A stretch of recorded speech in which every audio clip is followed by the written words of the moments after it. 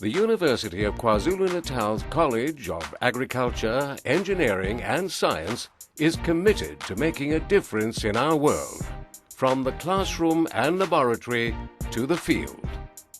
It provides one of the finest study and research environments on the African continent and is recognized internationally as a center of excellence. Agriculture, Engineering and Science is one of 4 colleges that make up the University of KwaZulu-Natal and is home to over 8,700 students and approximately 700 staff. 3 of the university's 5 campuses form the core of agriculture, engineering and science activities in the region. The college comprises 5 schools: agricultural, earth and environmental sciences, engineering, chemistry and physics, life sciences and mathematics, statistics and computer science. Engineering is offered on the Howard College campus, agriculture on the Pietermaritzburg, and all the other sciences on both the Pietermaritzburg and Westville campuses. Exceptions are agricultural engineering, which is offered in Pietermaritzburg, and geology, which is offered at Westville only. To compete with the best and to meet the challenges of the 21st century, South Africa needs highly skilled professionals in the areas of agriculture, engineering and science. We offer a wide array of interesting and innovative degree programs that open doors to a variety of different careers. Some degrees are unique to UKZN and are not offered at other tertiary institutions. For example, we are the only university in South Africa to offer a fully accredited agricultural engineering degree and one of only 2 universities in the country to offer a BSc in land surveying. Our postgraduate food security training program is the only one in the world, and we have the widest range of agricultural disciplines at any single South African or African campus.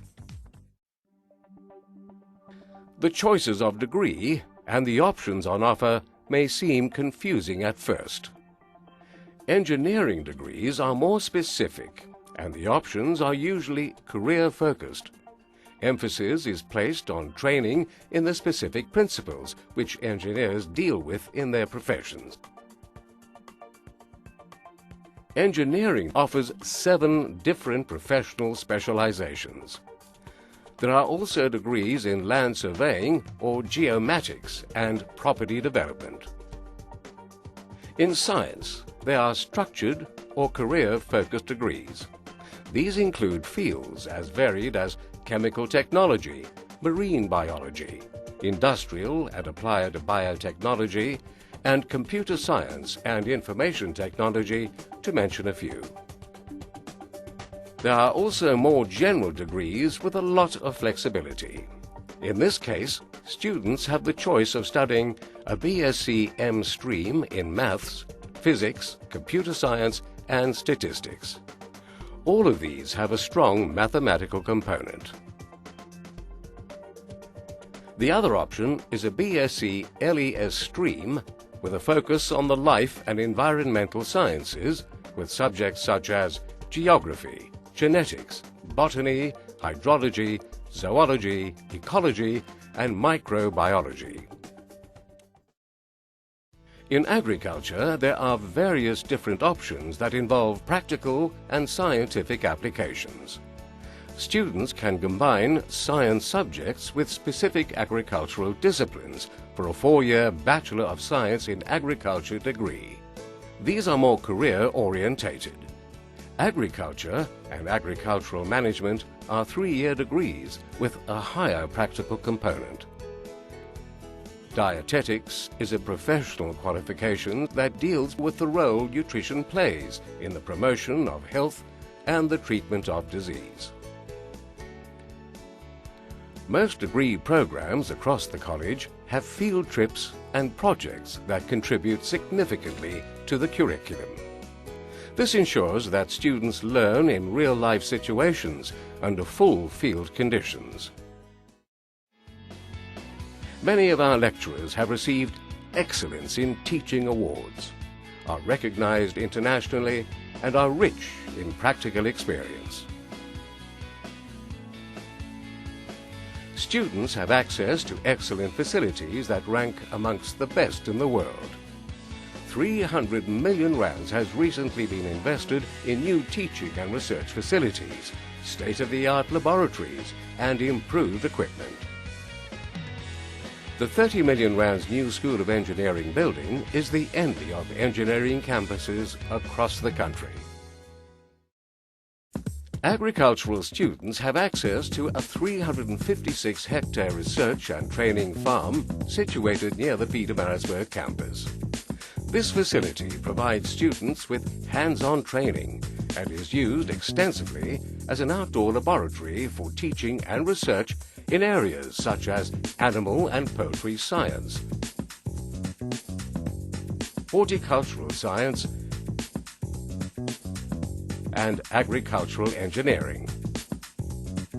Adjoining Ukulinga is the Bisley Valley Nature Reserve, which supports a diversity of plant and bird species, as well as some large mammals. It provides a rich learning and research environment for staff and students. Based on the Westville campus, the college possesses unique facilities for research into higher voltage power transmission. These facilities are available in only 3 other places in the world and form part of the ESCOM-sponsored Science and Technology Innovation Park.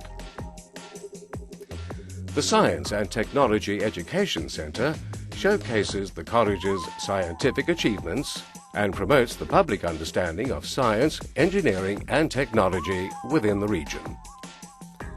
The college houses a wide range of sophisticated equipment in its microscopy and microanalysis units, staffed by highly qualified and skilled technical specialists. The College of Agriculture, Engineering, and Science prides itself on its graduates who are highly sought after. In a market characterized by a shortage of qualified professionals in science and technology, our graduates are readily employed around the world in the fields of agriculture, science, commerce, industry, engineering, and research, to name just a few. Research plays a major role within the college and operates at the cutting edge of technology. The college has the highest research output in the university and produces the most research publications. There are over 60 well-established research groups and centers within the college. The African Center for Crop Improvement caters for students from all over Africa. It is one of only 2 African plant breeding programs on the continent.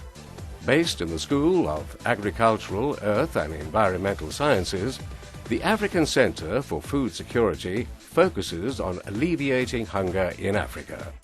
It offers food security training programs, undertakes academic and applied research, and provides policy and program support. Promoting sustainable engineering practice is the Center for Research in Environmental, Coastal and Hydrological Engineering, or CRESH. It deals with the interaction between engineering and the natural environment. The Mechatronics and Robotics Research Group in the School of Engineering provides an excellent research and education environment for its senior undergraduate and postgraduate students. Judged one of the best research centers at the university, the Center for Plant Growth and Development focuses on high-quality research in the plant-based disciplines of plant physiology, plant molecular biology, and ethnobotany. The Center for Quantum Technology deals with physical phenomena at the microscopic level. Quantum physics led to the development of the transistor and the laser and is currently being used to develop quantum computers and quantum cryptography. The college is committed to access and readdressing the disadvantages and inequities of the past. The highly successful Unite Engineering program and the Science Access Foundation and augmented programs offer alternative access to university, equipping students from disadvantaged backgrounds with the skills and knowledge to pursue their degrees of choice.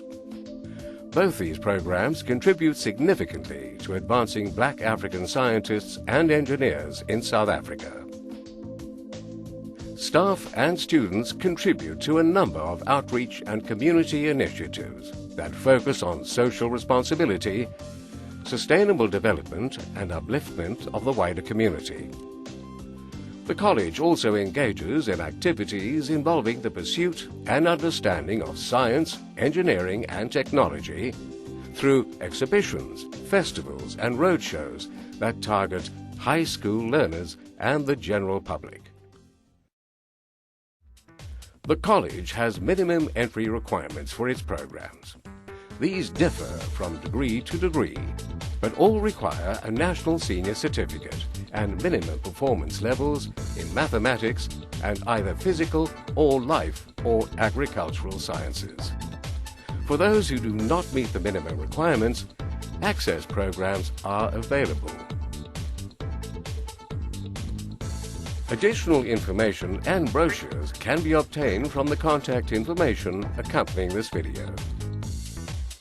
The College of Agriculture, Engineering and Science is proud of its contribution to the university, the region and the country. UKZN is one of the best. I definitely understand it's one of the best in South Africa. So for me, there was no other institute that I would have preferred other than UKZN. It's gone to the end. With the best facilities here in terms of laboratories, in terms of equipment, in terms of human resources, in terms of literature. UKZN is one of the best universities in the country that teach agriculture or natural sciences. What I think is good about this college is the level of international collaboration that we have. We have friendships with universities all over the world, which means that we're keeping up to a great international standard. UKZN has got much more facilities and it's recommended worldwide to do your science studies here. Life begins here. Yes. We continually strive to be academically excellent, innovative in research, and critically engaged with society. We invite you to join us or work with us to be part of this exciting team.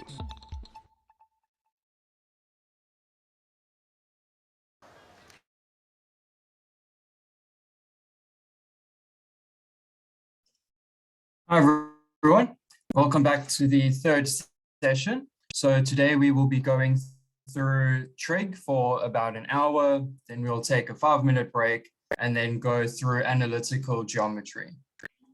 Okay, if you have any questions while we're going through, please put them in the chat and we can have a look at those. If you have any questions unrelated to what we're going through, then please use the email that is attached to the poster. Okay, so there's a helpline email address. You can use that to ask any question you like. Okay, and then there's one email for each subject available. Okay, so to start off with, let's go through some basic trig.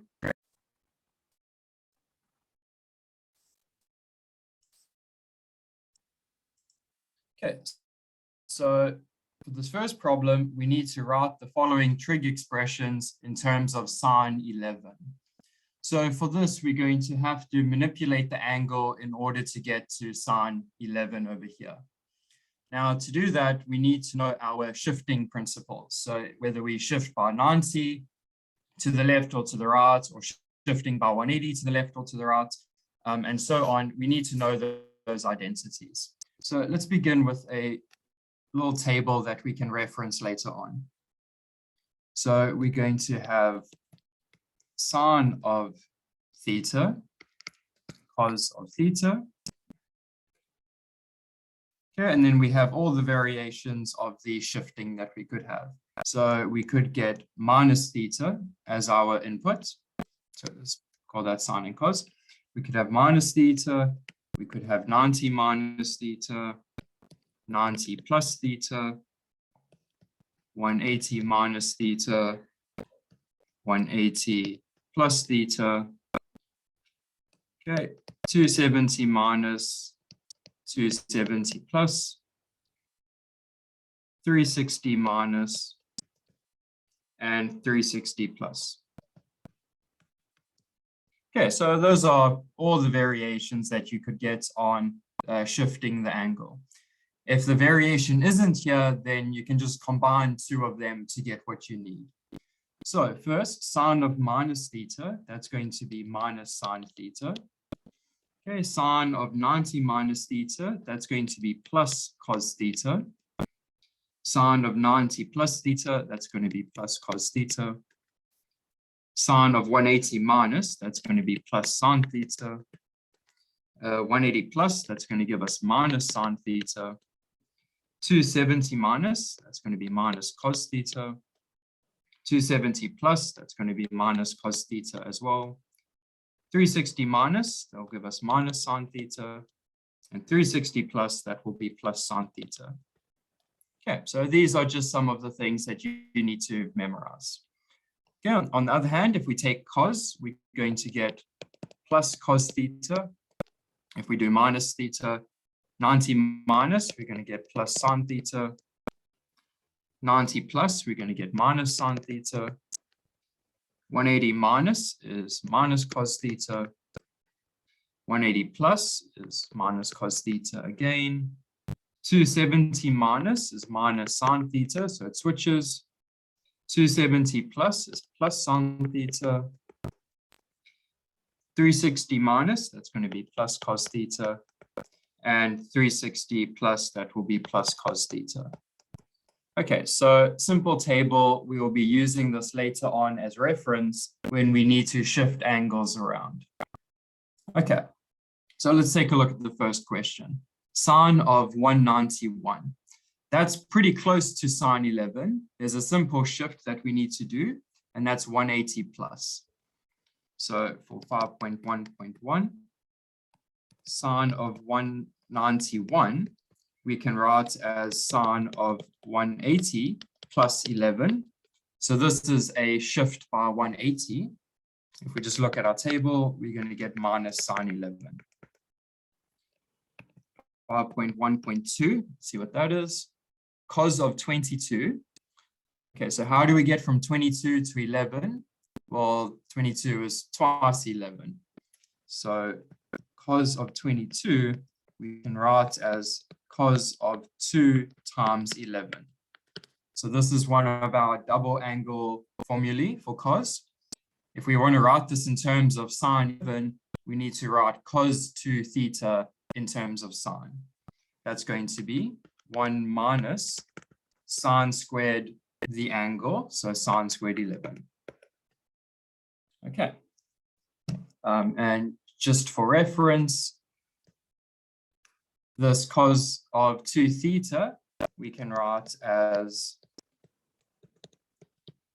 cos squared theta minus sine squared theta.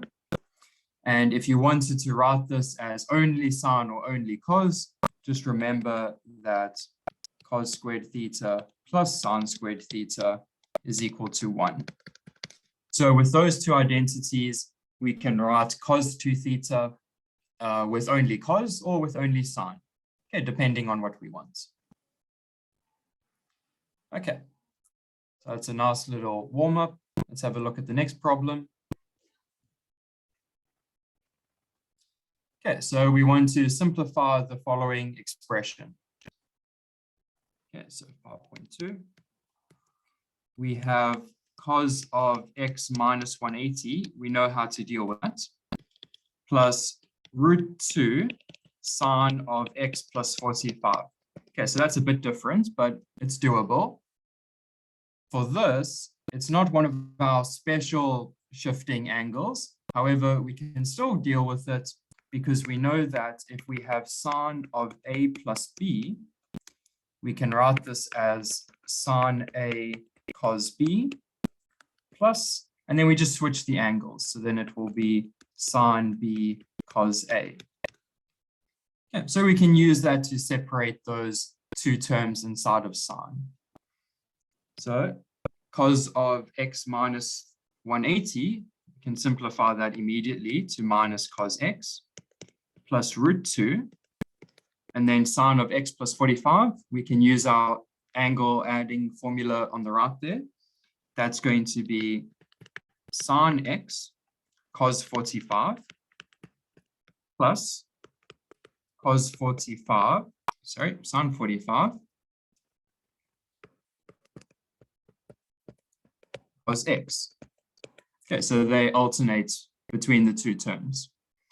Now, sine 45 cos 45, that's easy to do because 45 is one of our special angles that we need to know. Okay, so your 30, 60, 90, 45, those should be memorized. So we're going to have minus cos x plus root 2. Then we're going to have sine x, 1 over root 2, plus sine 45, that's also 1 over root 2, cos x. We can distribute the root 2 inside. So we're going to get minus cos x plus sine x, because the root 2 and the 1 over root 2, they cancel. The other one also cancels. And then we're left with plus cos x. Okay, so we got minus cos x plus cos x. Those go away as well. And we're just left with sine x. Okay. So we used our shifting rules for cos, because x minus 180, that should be memorized. It's very easy. X plus 45, that's not one of our special shifting rules. So we can just expand that using our angle addition formula on the right. Yeah, and then everything simplifies nicely. Okay, so again, if you do have any questions while we're going through this, please put your questions in the chat and then we can have a look at those. Okay, let's have a look at the next one.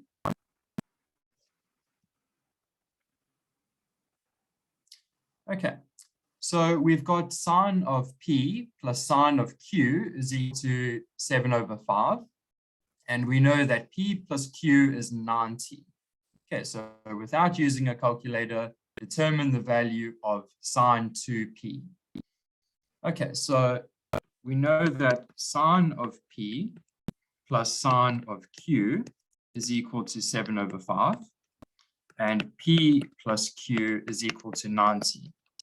Now, since the question is asking for sine 2P, we need some way of getting rid of the Q. Okay, because we don't want the Q. It's not in this final result that we want. So in the second equation, we can solve for Q. We can write it as 90 minus P. And if we take that and then substitute it in, that gets rid of the Q. Okay, and then we only have P to work with. So we're going to have sine of P plus sine of 90 minus P is equal to 7 over 5. Okay, now sine of 90 minus P, that was from our shifting table that we saw. We can rewrite that as cos. So we have sine of P plus cos of P is equal to 7 over 5. Okay, we've made progress. We've gotten rid of the Q. However, the question asks for sine 2P. How do we get that from sine P and cos P? Because that's what we've got to work with. So if you recall that sine 2P, we can write this as 2 sine P cos P. Okay, that's one of our double angle formulae. So we can rewrite sine 2P using sine and cos in this way. Now, on the left-hand side, they're being added. What we want is them being multiplied. Okay, an easy way to get them to be multiplied is if we square the left-hand side and square the right-hand side, because the cross term will be what we're looking for. So let's square both sides. Squared is equal to that squared. Okay, so why do we do that? Well, let's expand out the square and see what we get. We're going to get sine squared P plus the cross term, which is 2 sine P cos P plus cos squared P and that's equal to 49 over 25, which is great because we've got what we're looking for. We got 2 sine p cos p. And even better, sine squared p plus cos squared p, those two add to 1. So it just goes away when we take it over to the other side. So 2 sine p cos p is going to be equal to 49 over 25 minus 1 from the sine squared and the cos squared. And 2 sine p cos p, that's sine 2p from our double angle formula. And 49 over 25 minus 1, that's 49 minus 25, all divided by 25. So that's going to be 24 over 25. Okay, so little trick to get what we want, but not too bad.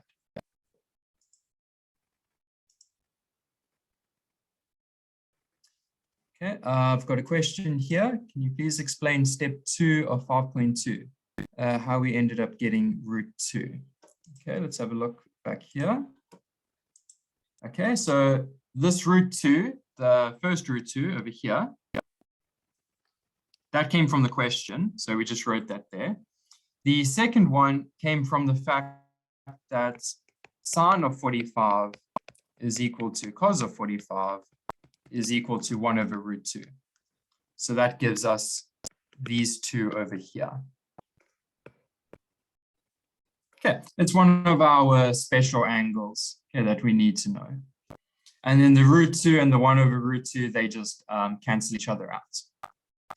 Okay, I hope that helps. Okay, any questions on this one?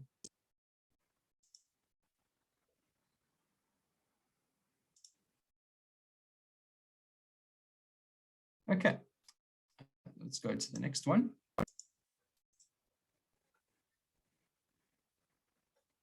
Okay, so general solution. So these are very important. They come up quite a bit when you're trying to find intersections of two trig functions, because you know with the periodicity, you want to find the general solution over all angles, not just a range. So we need to know how to do this. Okay, and there's a couple of tricks that you should have in your toolbox when it comes to finding the general solution. Okay, so today I'll go through that's really helpful. Okay, so let's start. We have cos of x minus 30 is equal to 2 sine x.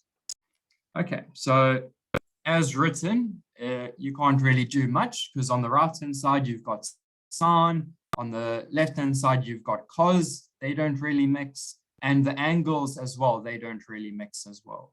Okay, so what we really want is to have one function on the left-hand side and some number on the right.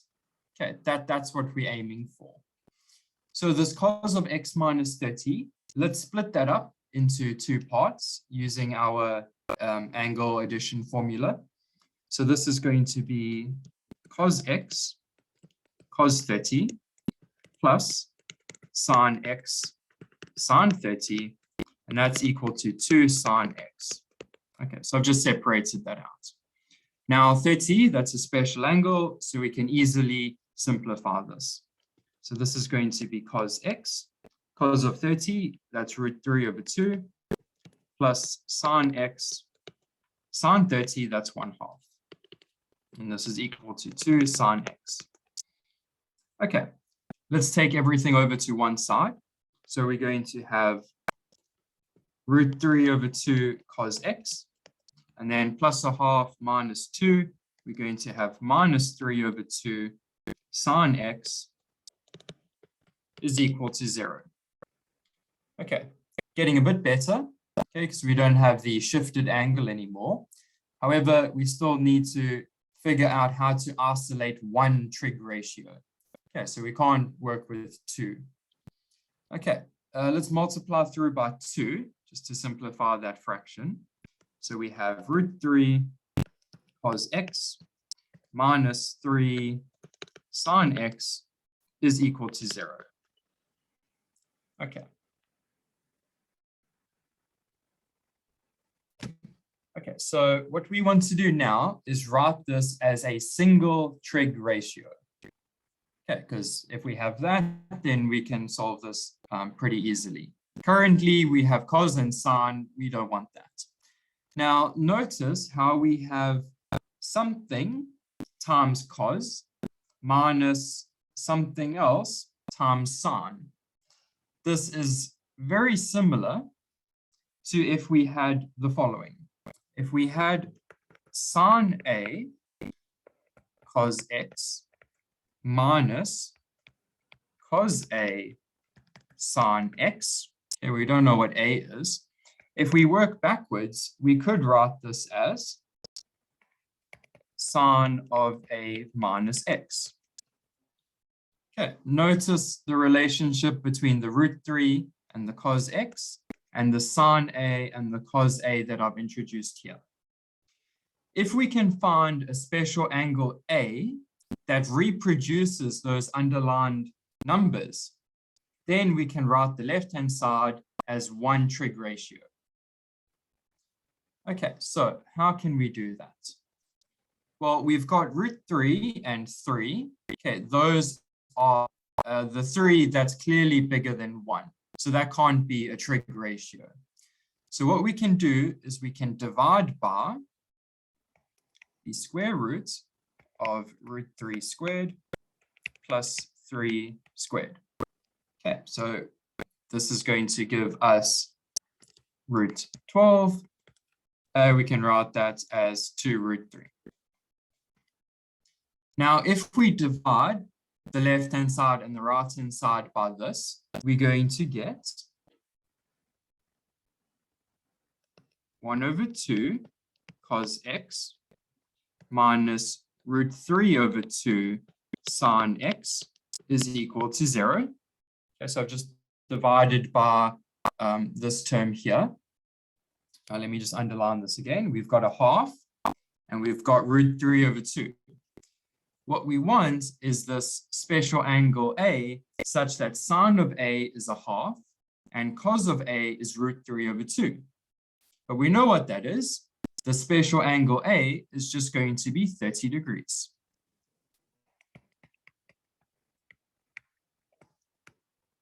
Which means we can replace this with sine of 30 degrees cos x minus cos of 30 degrees sine x.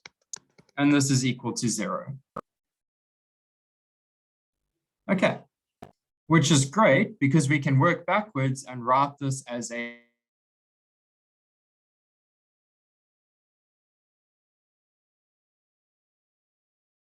single trig function now.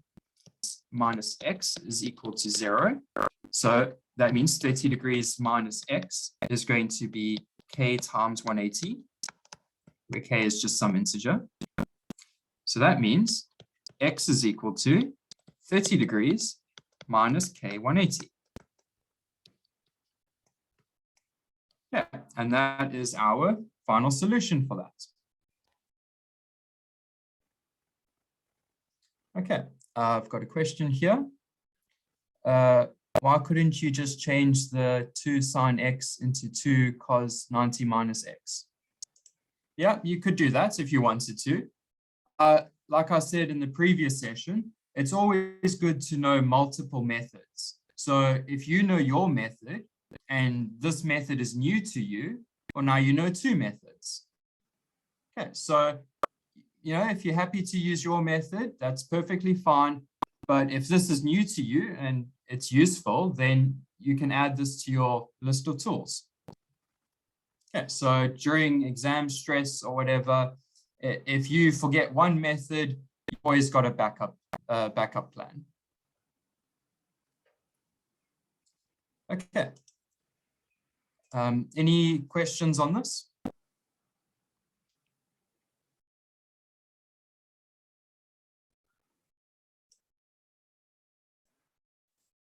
Okay.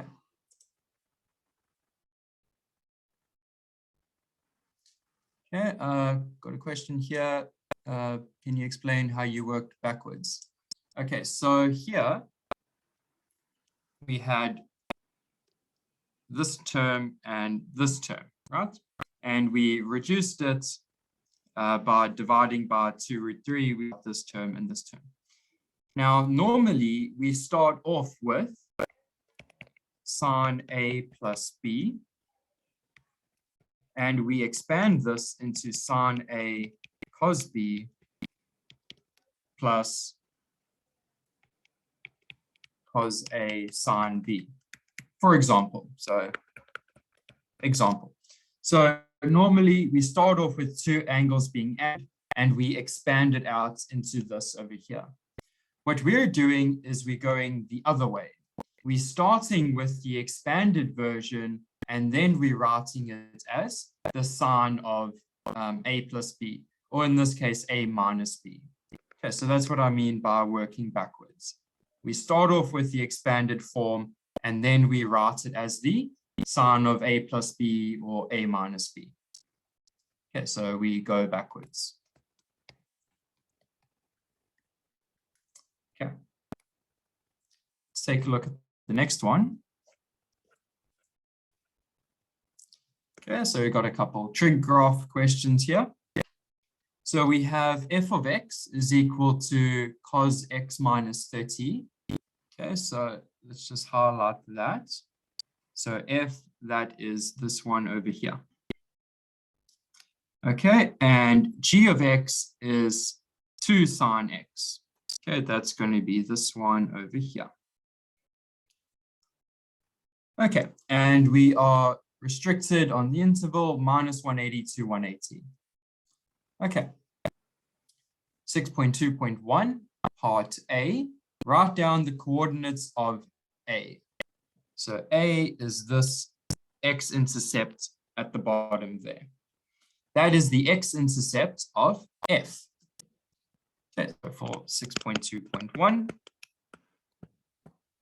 need to find the x-intercept of F. Okay, that will give us the point A. Okay, so we want f of x to be equal to 0. F is given by cos of x minus 30 is equal to 0.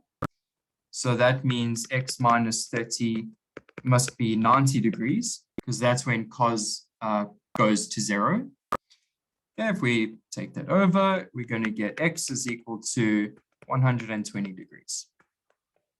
Okay, but that's just the x part. If we want the full coordinates, it's going to be 120 degrees and 0.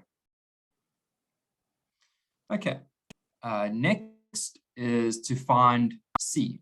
Okay, so that was part A. Part B, find C. So C is over here on the left-hand side. It is the intersection, or one of the intersections of the two graphs. In other words, we want F to be equal to G, and then we can find out what C is. So C is an intersection point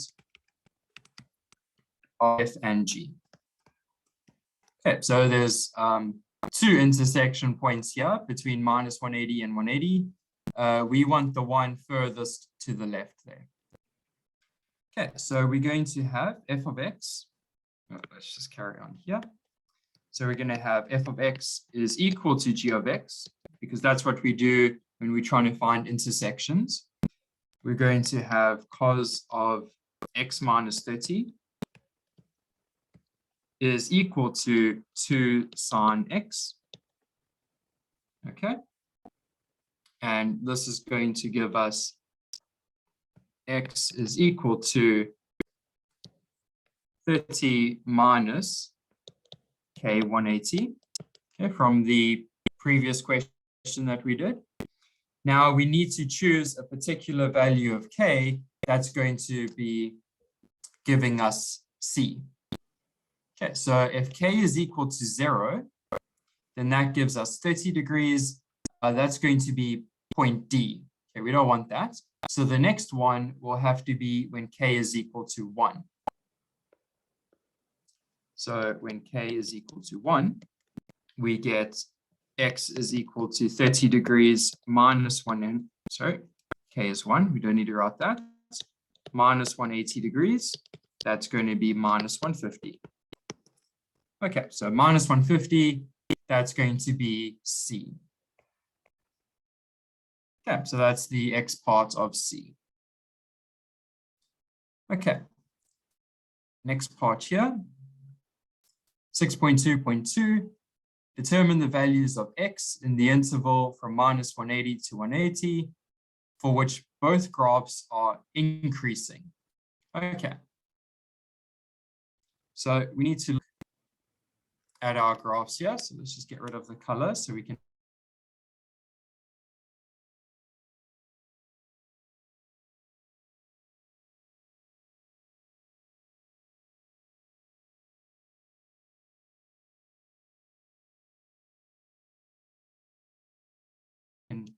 put new lines on.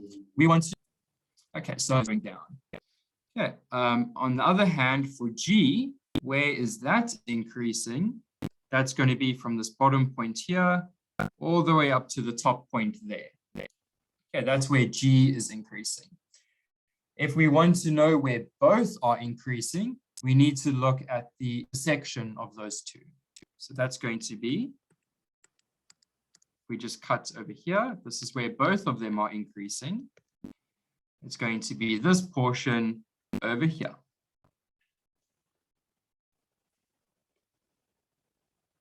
Okay, so in that little interval over there, that's where the overlap is, where both of them are increasing. Okay, so that's going to be from minus 90. And we know that point already here, that's going to be at 30. Okay, so from minus 90 to 30.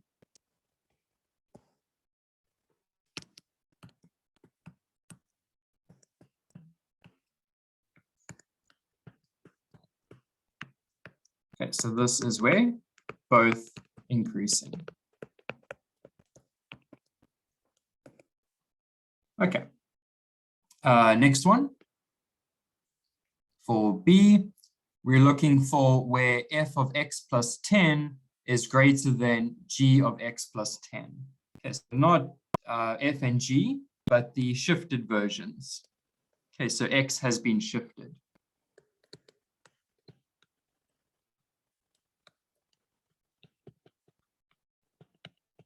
Okay, now with a little bit of thinking, we know that if we do a horizontal shift of the functions, if we shift both of them by the same amount, that's not going to change which one is above the other. Okay, horizontal shift doesn't affect which one is the bigger function than the other. So what we can do is we can solve the problem without the shift and then just shift our results afterwards. Okay, that's a lot easier than dealing with this x plus 10. So for part B, we solve the problem without shifting, because we know that shifting doesn't affect, which one's above which. Okay, so solve the problem without shifting, get our answers, and then shift.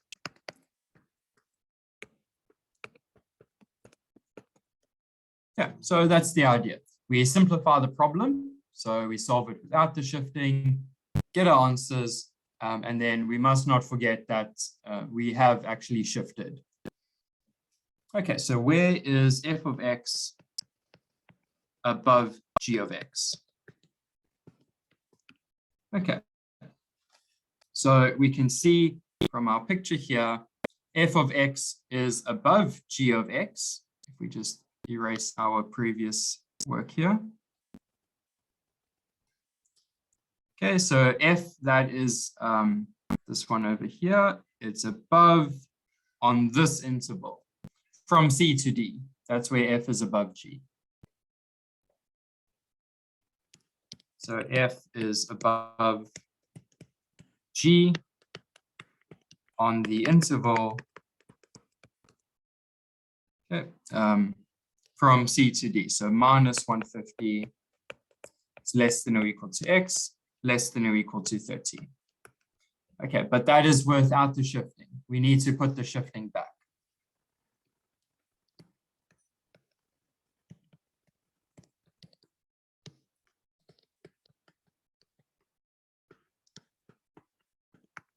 Okay, so if we put our shifting back, we need to shift by 10. So our final answer will then be minus 160 less than or equal to x, less than or equal to 20. Okay, so we have to put that 10-degree shift back in our results. Okay, so not too bad. 6.2.3, determine the range of 2 to the 2 sine x plus 3. Okay, so that's pretty complicated. However, this exponent here is not too bad. It's just a trig function. So what we can do is we can start with sine of x and through a bit of algebra build up to this complete function that we've got here. And then if we know the range of sine of x, through the process of building up our function, we can get the range of y in this case. Okay, so for 6.2.3, we start with sine of x and build up to y.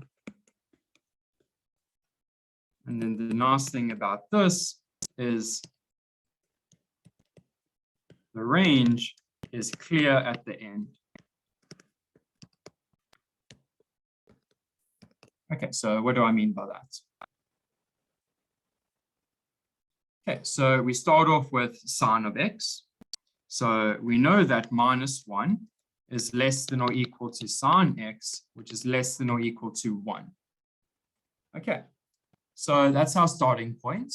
What do we actually want? We want 2 sine x plus 3, and all of that needs to be in the exponent. So we need to multiply everything by 2. So we're going to have minus 2 is less than or equal to 2 sine x, which is less than or equal to 2. Okay, but remember what we wanted was 2 sine x plus 3. So let's add 3 to everything. So minus 2 plus 3 is less than or equal to 2 sine x, which is less than or equal to 2 plus 3. Oops, forgot the 3.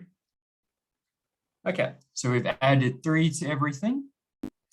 Let's just clean that up a little bit. So that's plus 3, less than or equal to. So minus 2 plus 3, it's going to be 1, is less than or equal to 2 sine x plus 3, which is less than or equal to 5. Okay, so we're getting there. But remember, what we really wanted was 2 to the power of 2 sine x plus 3. So let's make the base be 2. So 2 to the 1 is less than or equal to 2 to the 2 sine x plus 3, which is less than or equal to 2 to the 5. But finally, 2 to the 2 sine x plus 3, that was just y. So we have 2 is less than or equal to y, is less than or equal to 2 to the 5, that's 32. And automatically, this gives us our range because we have the lower bound, we have the upper bound, and that's all we need for the range. So the range is given by 2 up to 32. Okay, so this is a very good tool to have. Whenever you are dealing with a complicated function and you're trying to find like the domain or the range or something like that, if at all possible, start off with the simple part of the function, and then with each step, build up to the complicated function. So you see we started with sine of x, that's as simple as we can get there. Then we multiplied by 2, then we added 3, then we said 2 to the power of whatever we had. So it was 2 to the power of sine x plus 3. And you see after each step, we build up our function. And then on either end of this inequality, we're also building up the range. Okay, because the inequality is always holding on each step, the final inequality gives us the range for the final function. Okay, so this iterative procedure here is very useful when we're dealing with complicated functions like this.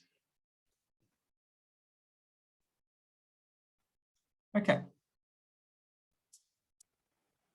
I think that was it for this question. Okay, let's have a look at the next one. Okay, so we've got this trig expression here, tan of minus x times cos x times sine of x minus 180 minus 1. We want to try and simplify that as much as possible. Okay, to a single trig ratio or trig term. Okay, so let's do this in steps. We know the tan of minus x, we can simplify that. Sine of x minus 180, we know how to simplify that as well. Okay, so let's have a look. 5.1. So originally we have tan of minus x, cos of x, sine of x minus 180. And then we have this minus 1. Okay, so we don't want to forget that. Tan of minus x, we know that we can take the minus outside, so it becomes minus tan x. Cos of x, that's just going to be cos of x. Sine of x minus 180, we're going to get a minus sign from that. Okay, we still have this minus 1. Okay. Now, the minus from the tan and the minus from the sine, they're going to make a plus. So we're left with tan x times cos x times sine x. And let's not forget the minus 1 there. Okay, good. Now, tan we can write as sine over cos. Okay, so that's going to help with the cancellation. So this is going to be sine x over cos x. And then we still have cos x times sine x, and still got the minus 1. Okay, cos x in the numerator, cos x in the denominator, they can go. Sine x times sine x, that's going to be sine squared x.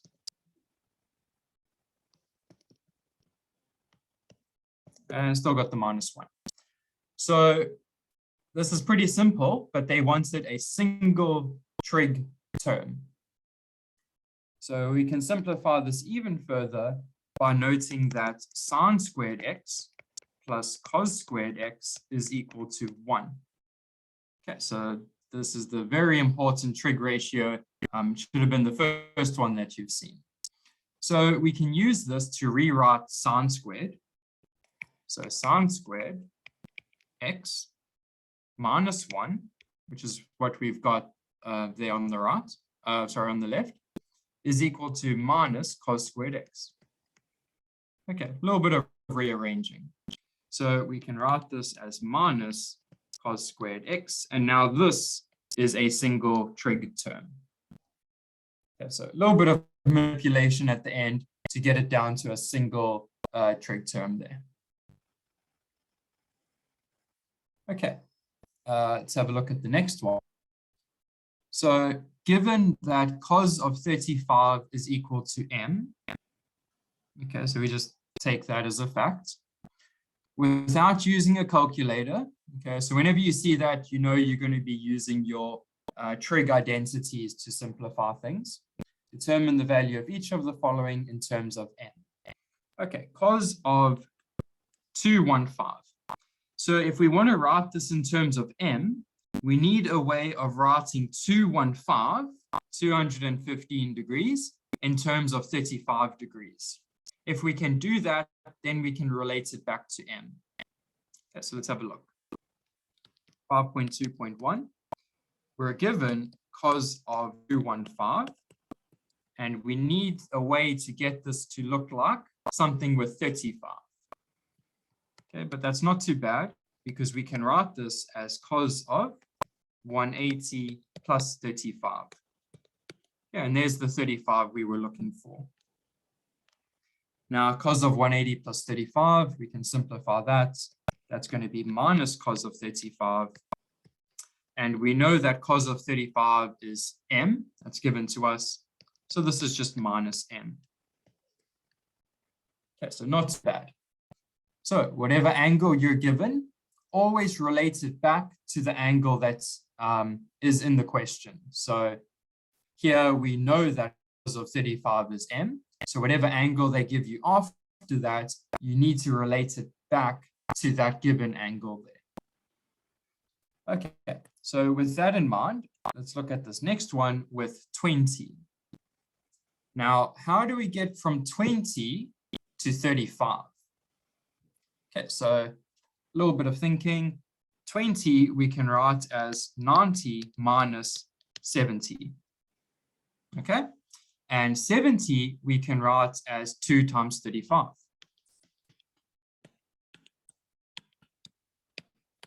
And there's the 35 we wanted. So that's the procedure from going from 20, okay, we don't know how to deal with 20, to something with 35, which we do know something about that. We know cos of 35 is m. Okay, so let's follow this procedure with sine of 20. Okay, so 5.2.2, sine of 20. We want to get this to something with a 35. So we know that this can be written as 90 minus 70. Okay, so that's going to be cos of 70. And we know that 70 can be written as twice 35. So that's cos of 2 times 35. But this is just a double angle formula, right? Cos of 2x, we know how to deal with that. But we need to choose the specific one that only has cos. Okay, because remember, we can write this 3 different ways. We need the way with only cos. So that's going to look like 2 cos squared 35 minus 1. Okay, there's another version with cos squared and sine squared, and yet another version with sine squared. But we want this one. Cos of 35, that's m. So that's going to be 2m squared minus 1. Okay, so always think back to what's given, because that's what you need to end up with. Okay, any questions on these two?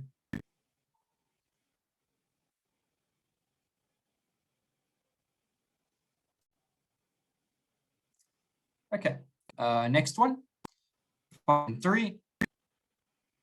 Determine the general solution of this.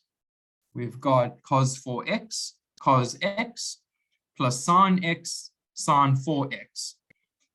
Now, this looks really confusing and messy because you've got x and you've got 4x, but notice the pattern. We've got cos 4x. And then for the next term, we've got sine 4x. So the cos and the sine, they swapped. We've got cos x, and then in the next term, we've got sine x. Again, they swapped. That looks like our angle summing formula. Okay, but this time with cos. Okay, because both terms have identical things. So the first term has cos with cos. The second term has sine with sine. So we're dealing with cos. And since we're adding them, it's going to be cos of a minus b.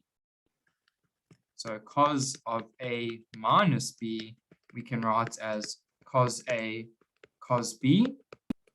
And then the minus becomes a plus, and then sine a sine b. And that's exactly what we've got here. But instead of a and b, we've got 4x and we've got x. Okay. So we can simplify that quite a bit. Okay, on the right-hand side, that doesn't matter too much. Okay, so 5.3.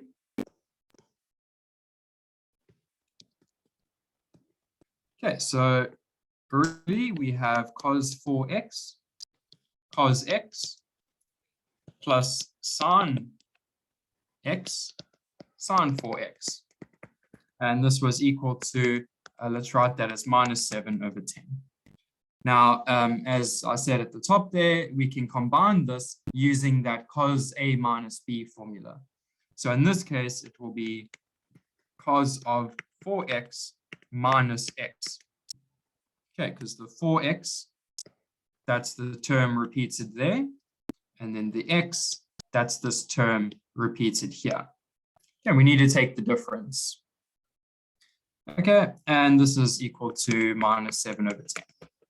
Now 4x minus x, that's just going to be 3x. So we have cos of 3x is equal to minus 7 over 10. Okay, and know that if we invert this using cos inverse, we're going to get two solutions. So our first set of solutions, okay, since it's a general solution, you get a set of solutions. We're going to have 3x is equal to 134,43 degrees plus K360. Okay, because it's a general solution, we have to add K360. We can divide through by 3, and we get x is equal to 44,81 plus K120. Okay, and for different values of K, you get your different solutions for x. We also have another set of solutions. That is when 3x is equal to 225,57. And then again, plus K360, because it's a general solution. You can divide through by 3 again. So x is equal to 75,19. Okay, if we divide by 3, and then K120. Okay, so just a recap on why we get these two solutions here. If we look at our cos graph, look something like that. If we cut it horizontally at minus 7 over 10, that's something like that.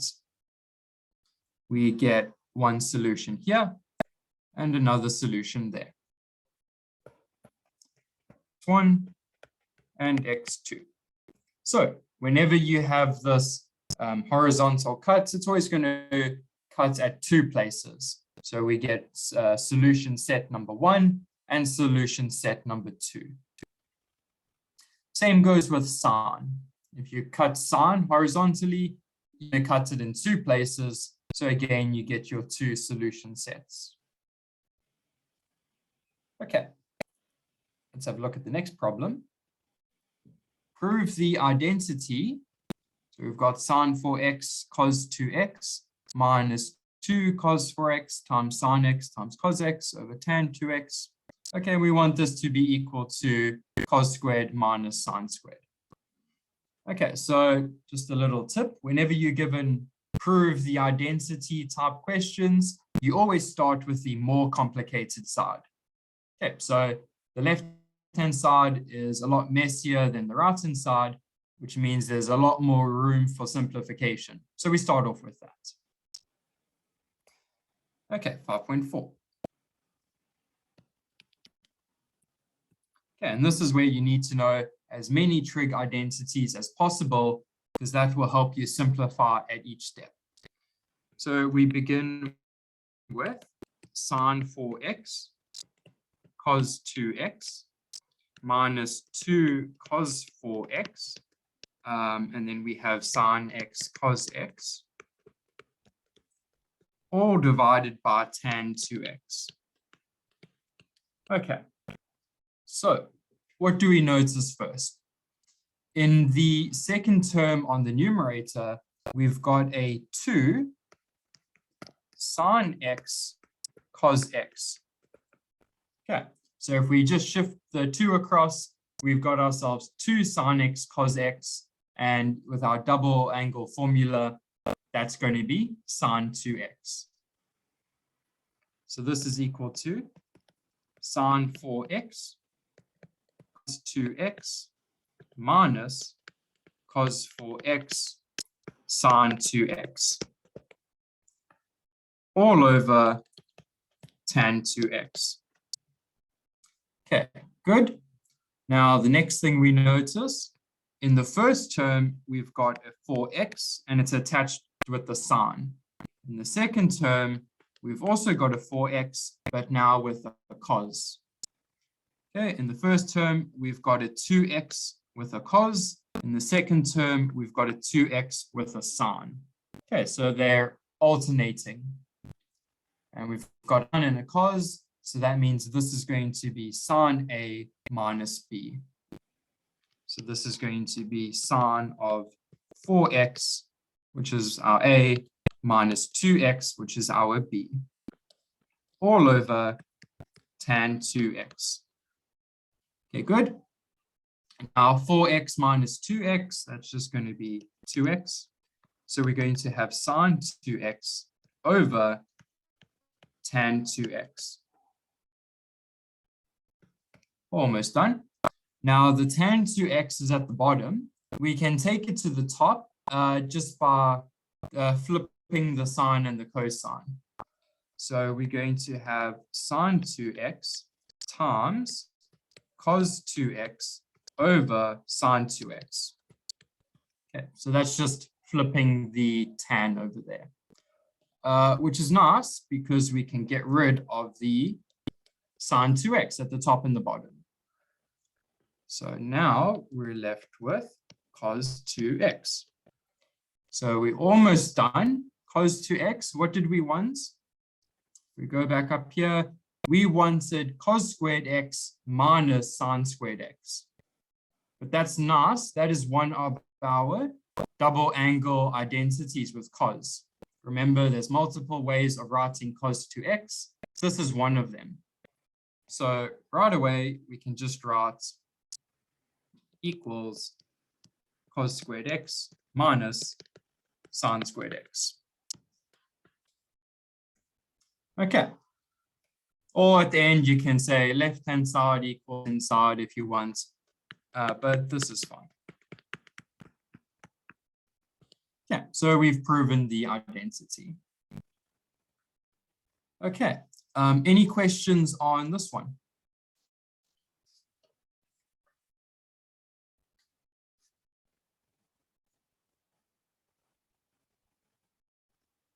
Okay, no questions.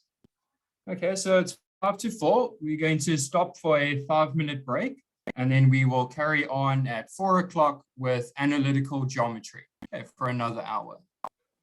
Okay, so you can go grab something to drink or eat in the 5-minute break.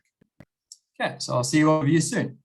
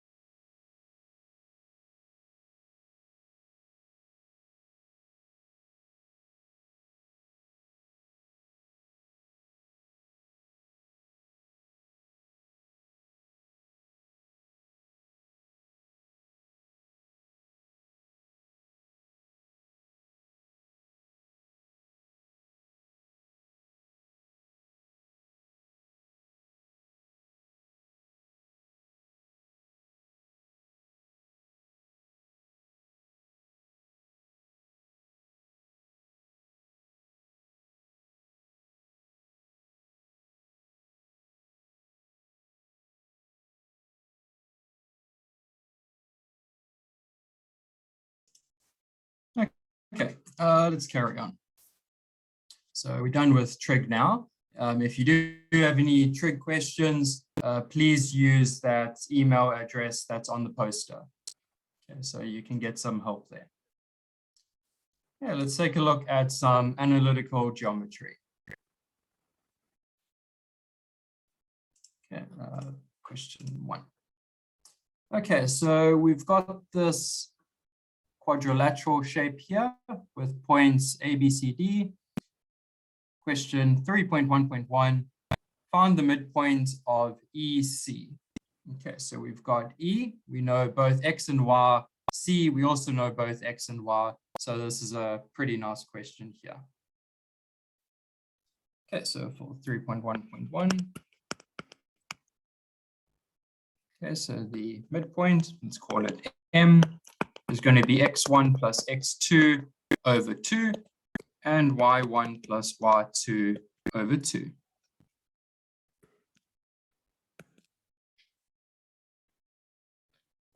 Okay, so this is going to be M. Let's say E is our first point there, so it's going to be minus 2 plus 2 over 2. And for y, we're going to have 0 minus 3 over 2. So our midpoint is going to be 0 and minus 3 over 2. Okay, not too bad. 3.1.2, determine the gradient of DC. So that's going to be this line over here. Okay, again, we know both points, so that's pretty nice. So 3.1.2, the gradient of DC, we're going to be taking y2 minus y1 over x2 minus x1. We know both points, so we can write minus 3 minus minus 5. Okay, remember, for the gradient, it's the difference in y. So sometimes you get a minus minus situation. Okay, so we want to avoid sign mistakes there. And then x2 minus x1, we can take 2 minus minus 2. Again, we've got that minus minus going on. So minus 3 plus 5, that's going to be 2. And 2 plus 2, that's going to be 4. We can simplify it down to 1/2. And quick check, we've got a positive gradient. Does that make sense? We look at this line DC, it's going upwards. So yep, it should have a positive gradient. If we got a negative answer, then we have made a mistake somewhere. Okay, 3.1.3, find the equation of AB. Okay, so let's do that over here, 3.1.3. Equation of AB. Okay, if we look at AB, we're not given a lot of information there. We're given one point, which is E. Okay, we don't know the gradient or anything like that. However, we do know that AB is parallel to DC. Okay, the little arrows there, that means they're parallel, which also means that they share a gradient. So the gradient for AB is also 1/2. So let's note that. The gradient for AB is also 1/2. So we can write y is equal to 1/2 x plus c. We don't know what that is yet. But we are given one point on the line, which is E at minus 2, 0. So we can sub that in.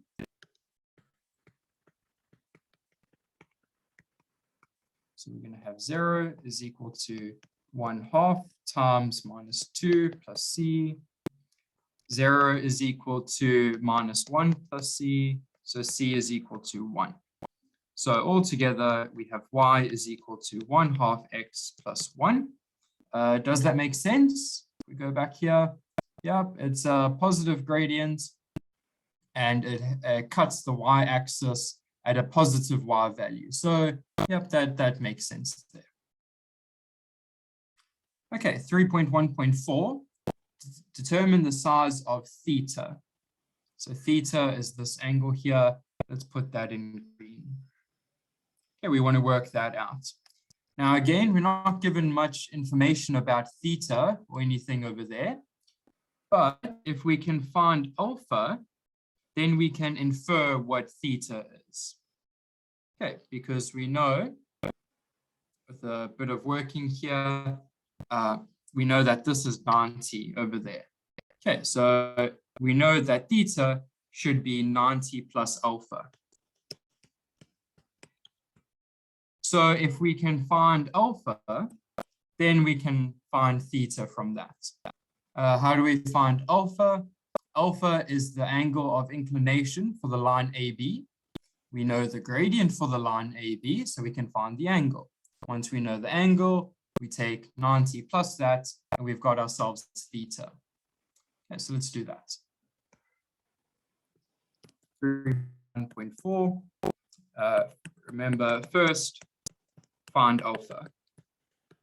So we know that tan alpha is going to be the gradient, which is 1/2.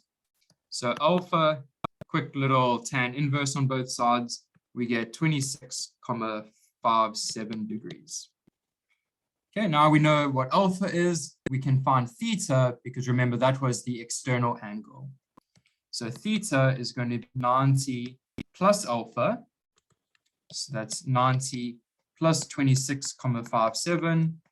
So that's going to be 116,57.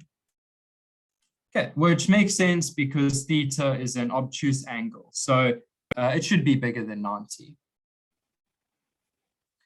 Okay, any questions on that?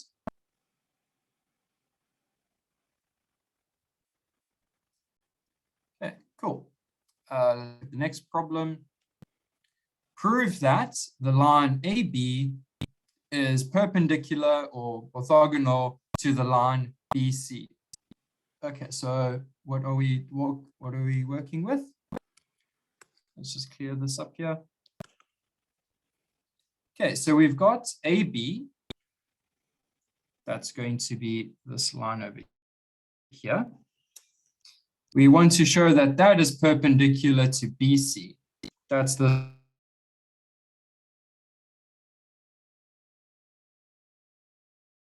line over here. In other words, if we know the gradients of AB and we know the gradients of BC, if those two were perpendicular, then the products of the gradients would be -1.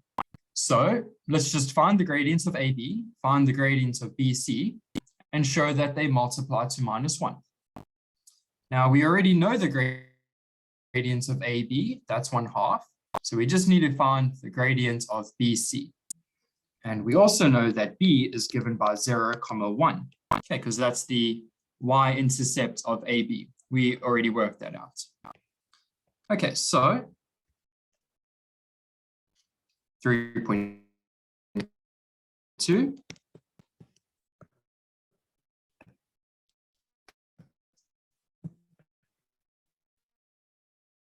Need to show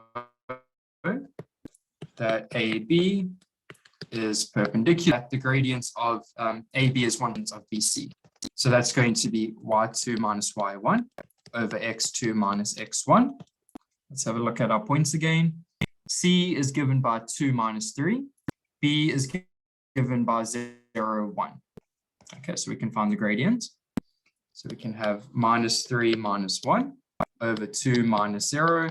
That's going to be -4 over 2 minus 2. So if we take m of AB times m of BC, we're going to have 1/2 times -2, which is -1. Therefore, AB is perpendicular to BC. Okay, so whenever you're trying to prove that lines are perpendicular, or you know that lines are perpendicular, it means the product of the gradients better be -1. Okay, next, the points E, B, and C lie on the circumference of a circle. Okay, so where are those points? So we've got points E, B, and C. They lie on the circumference of a circle. And what we also know is that this angle EBC is 90. We just showed that. Okay, so if that's 90, then the side opposite that 90 degree, well, that's going to be the diameter. So if I just draw this line in here, this line is the diameter of the circle, right? Because it's opposite the 90. So if we want to find the center of the circle is going to be halfway along the diameter. In other words, it's going to be the midpoint of EC. If we want to find the equation of the circle, okay, for part 2, we need the radius. Okay, if we know that EC is the diameter, then half of that is going to be the radius. Okay, so let's go ahead and do that. Okay, so for 3.3.1. Okay, so 3.3.1, we want to know the center. That's the midpoint of EC.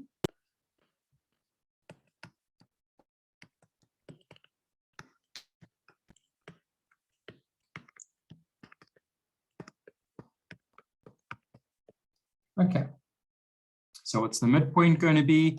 We already found that.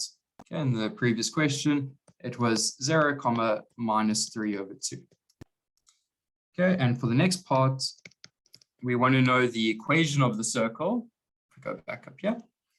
Okay, x minus a squared plus y minus b, all of that squared equals r squared. This a and this b, that gives us the center, which we know now. Okay, we just need to find the radius.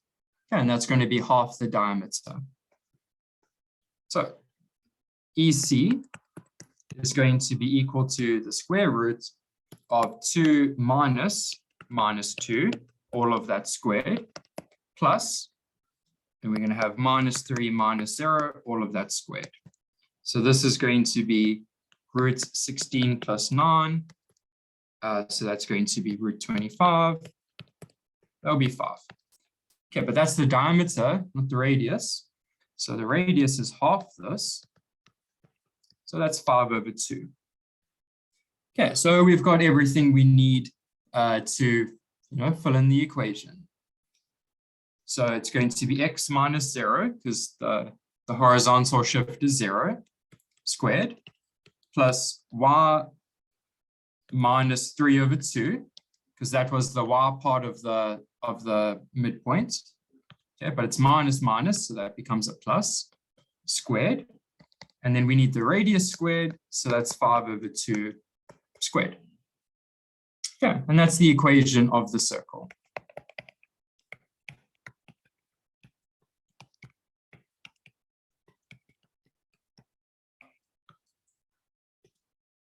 Okay, any questions on this one?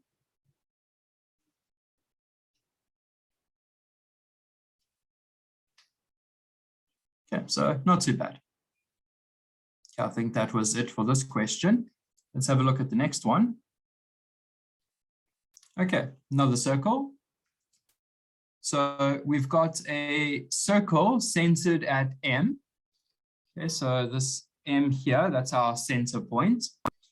It has radius Km, and we've got another radius MT, okay, going off there.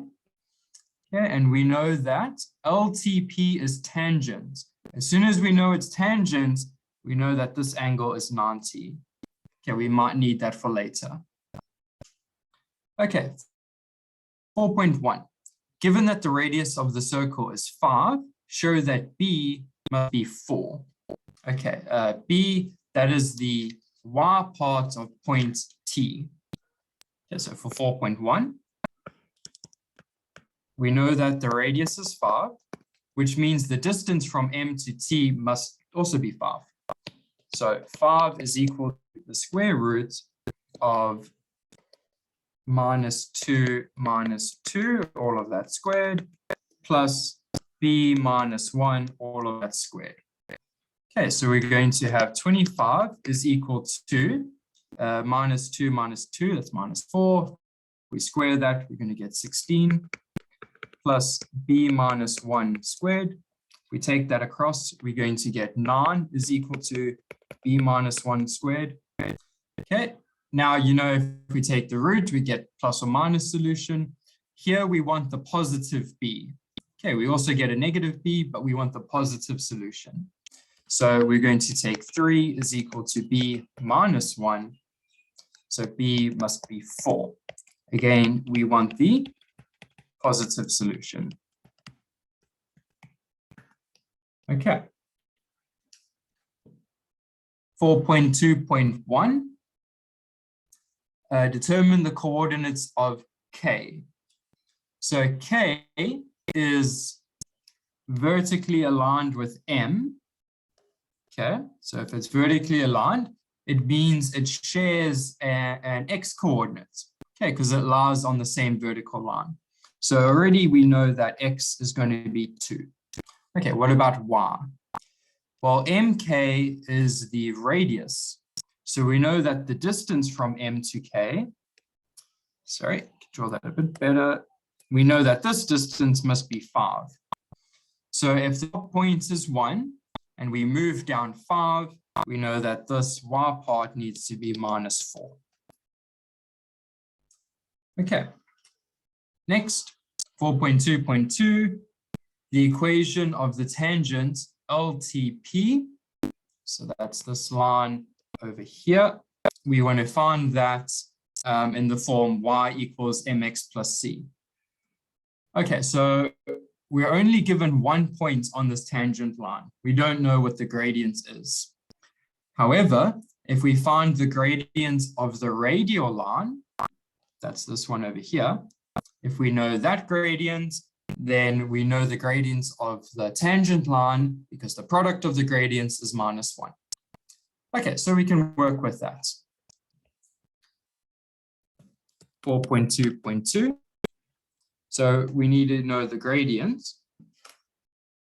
Okay, so the gradient of MT, okay, that's from the center of the circle to the radius, is going to be equal to y2 minus y1 over x2 minus x1.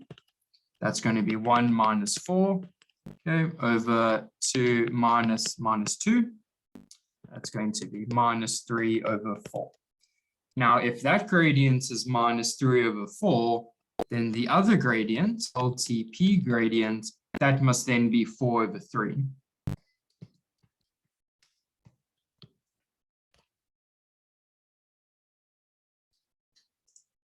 Okay, got a question here. Please, can you re-explain how you got the y value?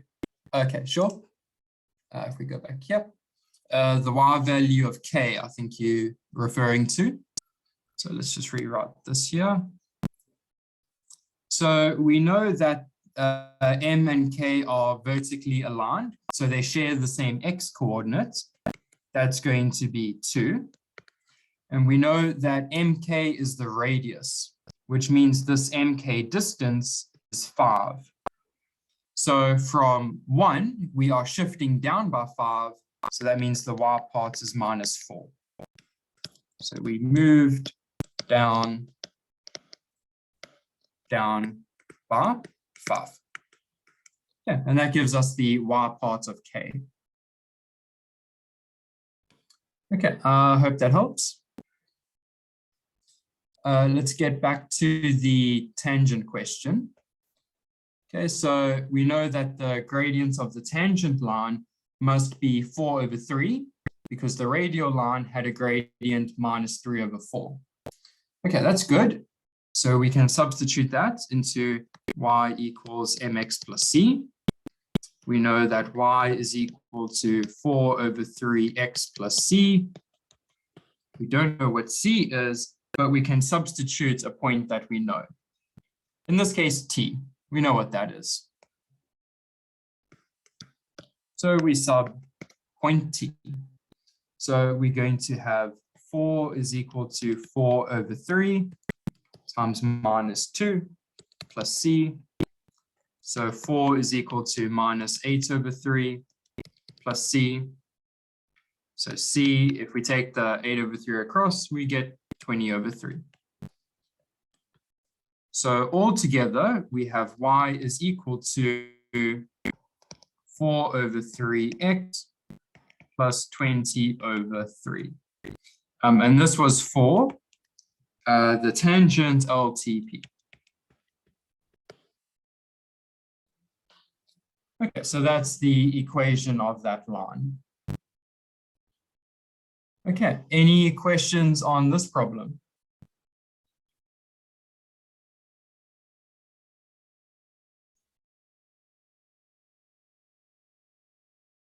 Okay. Let's have a look at the next one. We need to find the area of triangle LPK. Okay, so let's just see what that triangle looks like. Okay, so LPK, that is going to be this side, and this side. Okay, we want to find that area. Now, that's a bit difficult because remember, to find the area of a triangle, it's half base times perpendicular height. Well, none of these lines are perpendicular to each other, so we're going to have a bit of a problem with that. But what we can do is we can extend this triangle to make a triangle that does have a perpendicular height. So with a little bit of extension, we can do, we can do this. Extend that line, we extend that line such that they are perpendicular. Let's call this point at the bottom A. I don't think A is used anywhere else. Okay, so now we've got this blue triangle at the top here. Okay, that's the one we want. We want the blue triangle. Okay, let's color that in. And then this little extension gives us another triangle. Let's say that's the green triangle. Like so. Okay, so how does this help us? Well, the larger triangle, if we add these two up, is a right angle triangle, which means it's really easy to find that area. So if we can find the area of the bigger one, and we can find the area of the smaller one, we can find the total area. Okay, so that's just one way of doing it. Of course, you can do it another way if you want to. Okay, like I said, it's always good in maths to know multiple ways of solving the same problem. Okay, so let's redraw the sketch so we can work with it. So this is 4.2.3. Okay, so we've got the following. It looks something like this. Okay, so we've got L, K, and we've introduced this point A, and we've got P. Now, L, we don't know what that is. We don't know what point L is. However, we know the X part of L. L is given by 2 comma something. But we know the equation of PT. If we substitute 2, we get the Y part of L. Okay, and we already know K. And P, we can figure that out later. Okay, let's find L. So L is 2 comma something, but we know the equation for the line PL. That's Y is equal to 4 over 3x plus 20 over 3. We're substituting 2. So Y is equal to 4 over 3 times 2 plus 20 over 3. So that's going to be 28 over 3. Okay, so we can put that in place there. So this is 2 comma 28 over 3. K, we know what that is. That was 2 and minus 4. We work that out. What about P? Okay, we don't know what P is. So let's go back here. How do we find P? Well, we know point K. Let's put that in. That was 2 minus 4. We don't know P, but we do know the midpoint. That midpoint is S. So we can do a little bit of working to find out what P is. Okay, so from P to K, the midpoint is S. We can use that to find P. Okay, so let's do that. Okay, so we want to find P, and we know it's the midpoint. So x plus 2 is going to give over 2 is going to give us minus 9 over 2, because that was the x part of the midpoint. And the y part of the midpoint will be y plus 4 over 2. Y plus minus 4 over 2. And that will give you the y part of the midpoint, which was minus 6. We can just solve these now. Taking the 2 across, we get x is equal to minus 11, timesing by 2, and then adding 4, we get y is equal to minus 8. So that gives us P. That's going to be minus 11 first, and then minus 8. And A, the x part of A is going to be the same as L, so it's going to be 2. The y part of A is going to be the same as P, so that's going to be minus 8. Okay, so we've got everything now. So remember what we wanted. We introduced this other triangle, so to extend the blue one that we wanted so that it's a right angled triangle. Okay, so we've got this right angled triangle here, and now we can work out the area. Okay, so we can forget about the bottom parts. Okay, so equation of a triangle, area of a triangle is going to be half base times perpendicular height. Well, we've got all of that. If we say that this LK is our base, and this PA is our height, okay, that's perpendicular height to the base. Just color that in there. So we've got the base, a bit messy, but we've got the base, we've got the perpendicular height, we can work out the area. So this is going to be 1/2. The base is going to be the distance from L to K. Okay, that's going to be 40 over 3. And the perpendicular height is the distance from A to P. That's going to be 13. So multiplying this out, we get 260 over 3.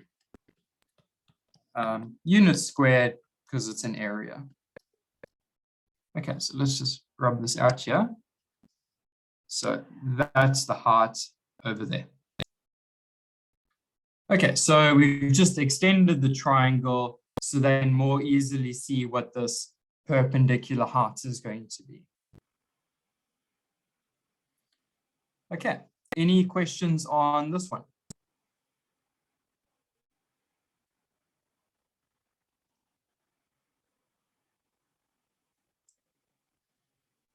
Okay, the alternative. Okay, sure. You want to go through that one? So for the alternative, that's what I was talking about before, is if we treat these as two triangles being added together, then what we can do is we can say that the blue area, so we can say the total area is going to be the blue area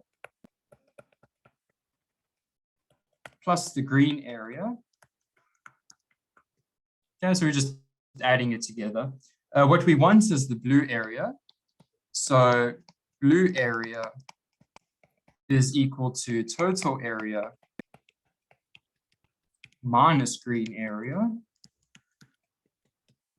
Okay, now the total area, that's half base times height.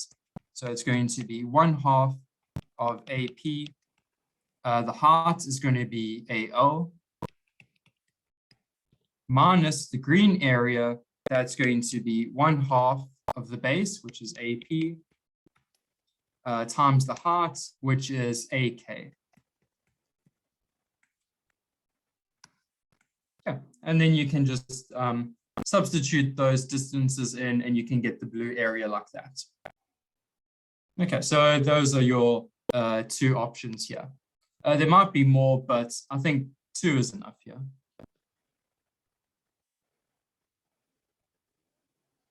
Okay, so let's put here option 2.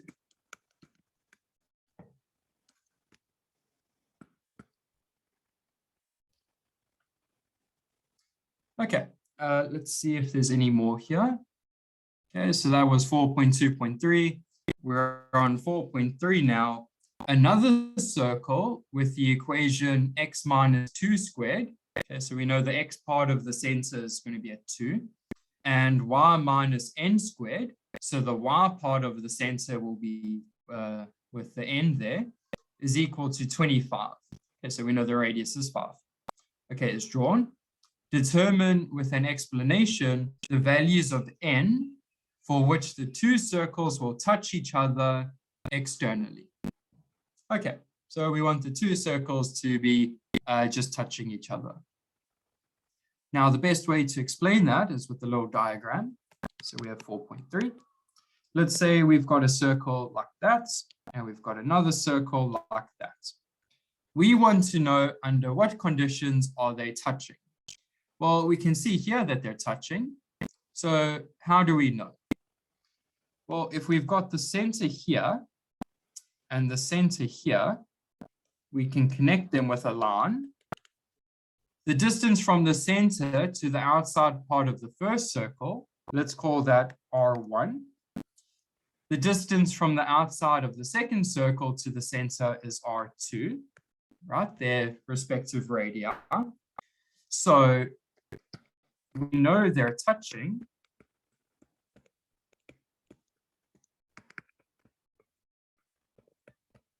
When the distance between their centers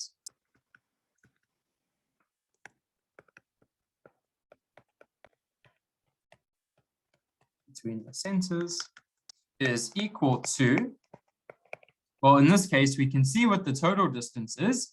It's just going to be R1 plus R2. So it must be equal to the sum of the radii. Okay, so that's how we know when two circles are touching. We find the distance between their centers. If that distance matches up with the sum of the radii, from this picture here, we can see that they will be touching. So that is the condition for circles touching. So that's exactly what we want to do with these two circles. We've got the circle centered at M, and we've got this new circle. We want them to be touching, which means the distance between their centers must add up to 10, because the first radius is 5, the second radius is also 5. Okay, so let's do that. So we know the circle given is x minus 2 squared plus y minus n squared is equal to 5 squared. I'm trying to find what this n is. And we know that we need to find the distance between their centers. So let's write center 1 is going to be 2, 1 from the first circle that we saw. Center 2 is this new circle. That's going to be 2, n. Sorry. Yeah, 2, n. We want to find the distance between these two. So we need to use the distance formula. And we want that to match up with the sum of the radii. So the sum of the radii is just 10. So that's going to be equal to the square root of 2 minus 2 squared plus 1 minus n squared. Yeah, the 2 minus 2, that just goes away. So this gives us two possible solutions after we take the square root. Either 10 is equal to 1 minus n. In that case, we have minus 9 is equal to minus n. So n is equal to 9. Or the other case, 10 is equal to n minus 1. So n is going to be 11. Okay, so those are the two possibilities. And make sure you look at both, because when you take the square root of something squared, remember you have the positive and negative solutions to deal with. Okay, so those are your two possibilities. Okay, I think that was it. And then I get explanation there.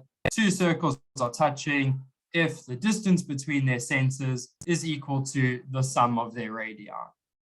Okay, any more than that, so if the distance was more, then they wouldn't be touching, they would be too far apart. If the distance was less, then they would be overlapping. Okay. I hope that makes sense. Let's take a look at the next one. Okay, so we've got this triangle here with two parallel lines. So whenever you have parallel lines, make sure you highlight that, because if you know the gradients of the one, you know the gradients of the other. So there's always those questions that come up. Okay, M, we see that M is the midpoint there.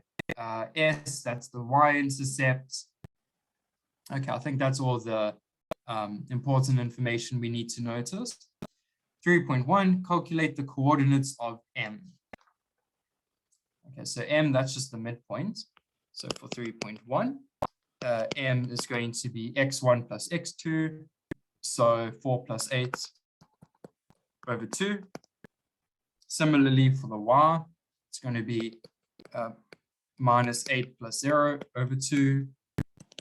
So M is given by 6 and minus 4. Okay, good. 3.2, calculate the gradients of NS. That's this line here. Okay, we got both, we've got 3 points actually on that line. So any pair of them that will do for calculating the gradients. So 3.2, the gradient of NS, that's going to be y2 minus y1 over x2 minus x1.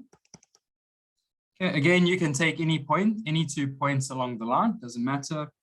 Let's say y2 will be 0 minus 16 over 8 minus 0. So that's going to be minus 16 over 8. That'll be 2. Okay, so quick little check. We got positive gradients and the slope here is increasing, it's going up. So that makes sense. Okay, we're not too sure about the value, if that's right, but we do know that the sign is right. Okay, 3.3, show that the equation of the line LQ is given by that. So LQ is perpendicular to NS. So if we know the gradients of NS, we automatically know the gradients of LQ because the product must be minus 1.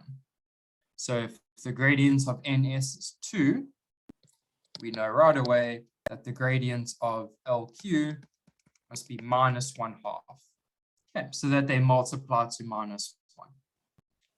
Okay, so we can just write y is equal to mx plus c. Y is equal to 1/2 x plus c.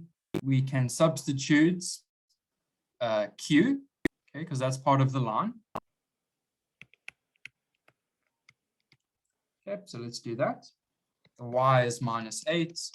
1/2, the x is 4 plus c. Taking that across, we get c is equal to,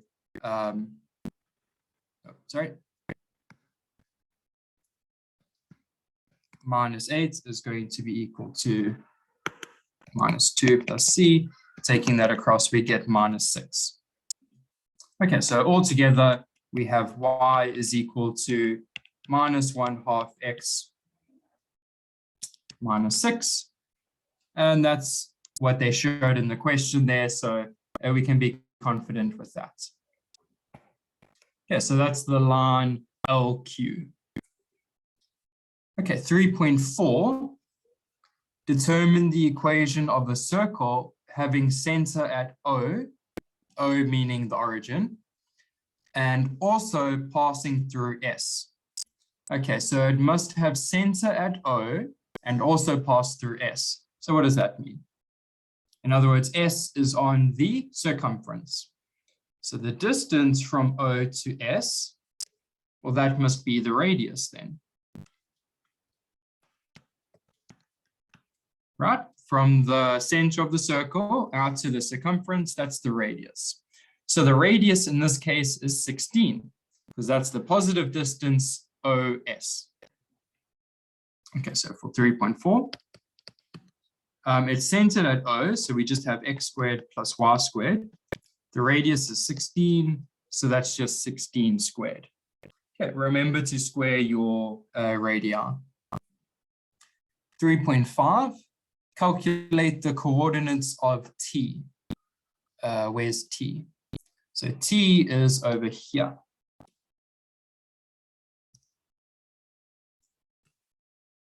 Okay, so T is the y-intercept of MR. Let's make a little note. Y-intercept of MR. Okay, we can use that fact to find T. So first we need the equation of MR. Once we have that, the y-intercept will be the y part of T. And we already know that the x part of T must be 0. Okay, so 3.5. The gradient of MR is the same as the gradient of LQ. So that's going to be minus 1/2. So y is equal to mx plus c. Y is equal to minus 1/2 x plus c. We can substitute m, because we know what that is. That's 6 and minus 4. Okay, remember we worked that out because that was the midpoint there. But it also lies on the line we're interested in, so we can substitute that. So that means we have minus 4 is minus 1/2 6 plus c. Minus 4 is equal to minus 3 plus c. C is equal to minus 1. So the y-intercept is minus 1. So T is given by 0, minus 1. Okay, it wasn't too bad. 3.6, determine OS divided by RS. Okay, so just a little note.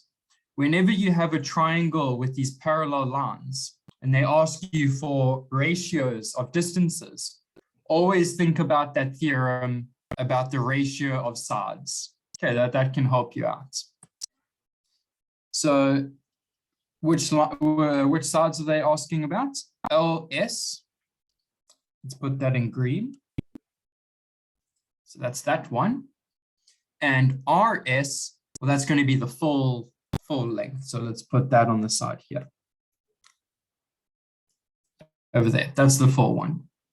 So what we want is LS over RS. Now, we don't know the point L and we don't know the point R, so we can't find the distances that way.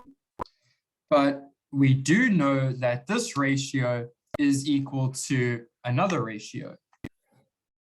Okay, which ratio is that?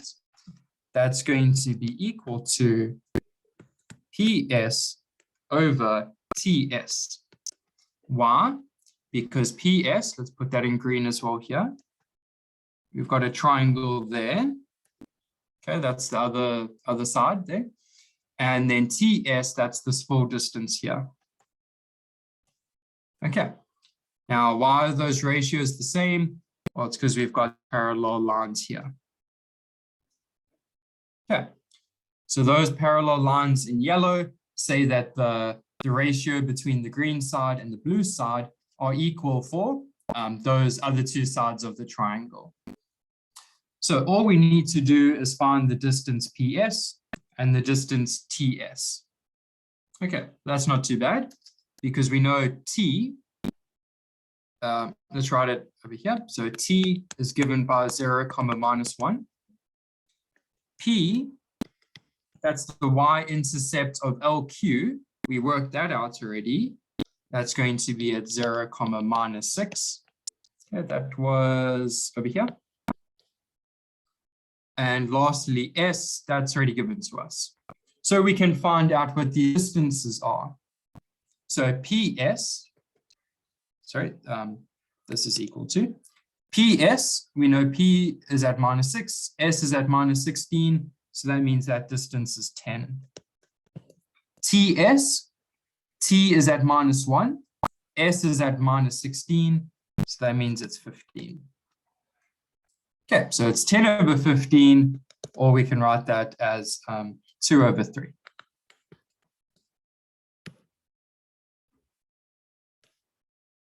Okay, so again, whenever you have triangles with those parallel sides, always think about that theorem with the ratio of the sides.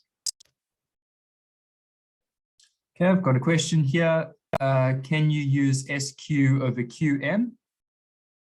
Yes, you can. If you wanted to extend these lines over like that, we could form a new triangle where the green bit is SQ and the blue bit is MS. Sorry, let's just rewrite that like that. Yeah, of course, you could do that as well. Okay, as long as it fits in with the triangle with the parallel sides, like we've got here, then that's fine as well. Okay, last bit, and I think that's the last one for today as well. Calculate the area of PTMQ. What's PTMQ? Let's have a look at that. Let's just clear this here. So we're looking for PTMQ. So PTMQ, that's this little quadrilateral here. And notice more specifically, those two sides are parallel. So it's more than just an arbitrary quadrilateral. It's in fact a trapezium. Okay, because we've got those parallel sides. Okay, so we want to find the area of this trapezium. Okay, that's not too bad. We know the equation to find the area of a trapezium. Okay, so this is 3.7.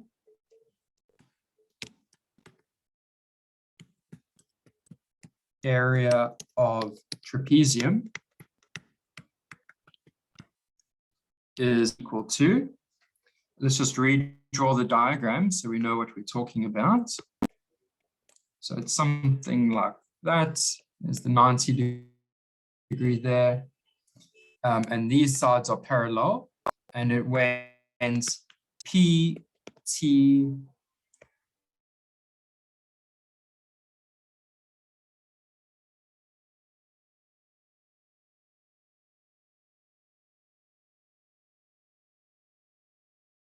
MQ, and Q was 4, minus 8. Okay, so that's the trapezium labeled. So we can use the formula for the area of a trapezium. It's going to be 1/2 TM plus PQ. That's this and that times MQ. That's our base over there. Okay, so we need to find these distances now. The TM distance, the PQ distance, and the MQ distance. Let's start off with TM. So TM is going to be the square root of x2 minus x1 squared plus y2 minus y1 squared. So that's the square root of 0 minus 6, all of that squared, plus minus 1 minus 4, plus 4 squared.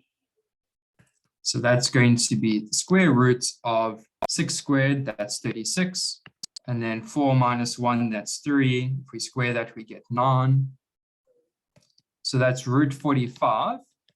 Okay, but we can simplify that.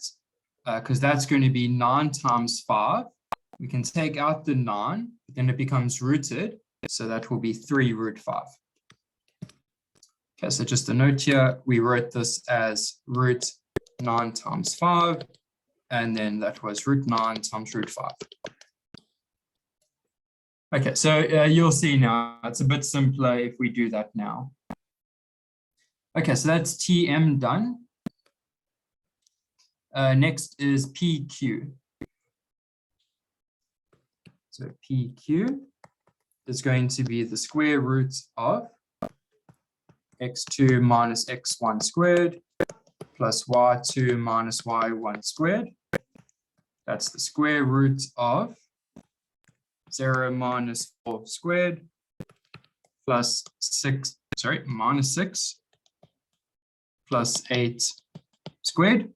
Okay, so that's for P and Q there. So that's going to be roots. 0 minus 4 squared, that will be 16. Minus 6 plus 8, it's going to be 2 squared, that will be 4. So this will be root 20. And again, for the same reasons, it's better to simplify this now. So we can write this as root 4 times 5, okay, not 45. So we can write that as 2 root 5. Okay, so that's 2 root 5. Okay, last one here. Okay, so we've done PQ. Last one is MQ. So MQ is the square root of x2 minus x1 squared plus y2 minus y1 squared. So that's going to be the square root of 6 minus 4 squared plus minus 4 plus 8 squared. So that's the root of 6 minus 4, that's going to be 2 squared, that will be 4, plus minus 4 plus 8, that's going to be 4. If we square that, we're going to get 16. So that's going to be root 20, and same arguments as above, that's the root of 4 times 5, so we can write that as 2 root 5. Okay. I've got a question here. Could I please see the answers to 3.5 and 3.6? Sure. Let's just finish up here, not too long. So that's MQ done. Okay, so we've got all the distances. Let's just substitute it now. So we need the TM, PQ, and MQ. Okay, so after all of that, the area is going to be 1/2 of TM, we know that, PQ, we know that, and MQ, we know that now. So that's 1/2 of TM, that's going to be 3 root 5. PQ, that's 2 root 5. And MQ, that's 2 root 5. Okay, so that's going to be 1/2. 3 root 5 plus 2 root 5, that's going to be 5 root 5 times 2 root 5. Okay, 5 times 2, so that will be 10 over 2. And then root 5 times root 5 is going to be 5. So that's 50 over 2, or just 25. Okay, so see why simplifying the roots back then made this a lot easier. Okay, because now we just got these root 5s to deal with. Okay, and that wasn't too bad. Okay, but if we had the root 20 and the root 45, that would have been a bit more work to simplify. Okay, let's just go back to those questions, 3.5 and 3.6. Where was that? Here we go. That's 3.5. Okay, that was finding T.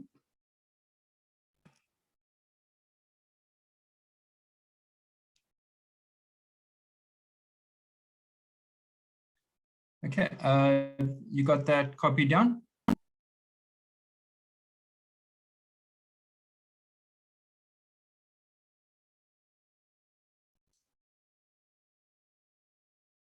Okay, just while we're waiting, if anyone has questions on this, please put them in the chat and then we can have a look.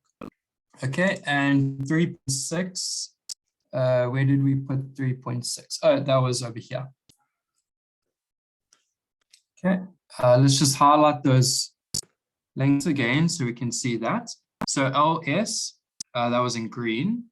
So it was that one, and PS that we looked at. So those, the ratio of the green and the blue on the left side is the same as the ratio of the green and the blue on the right side, because these lines in yellow are parallel. Okay. And you could also use SQ and SM as well.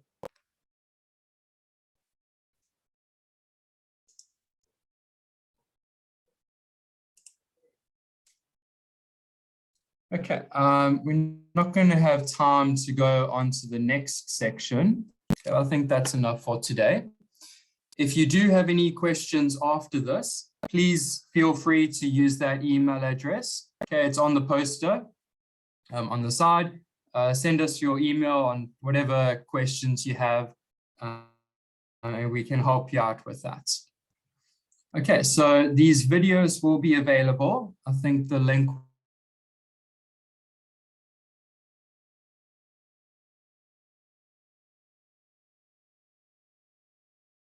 was already sent out, and there should be 3 PDFs for each.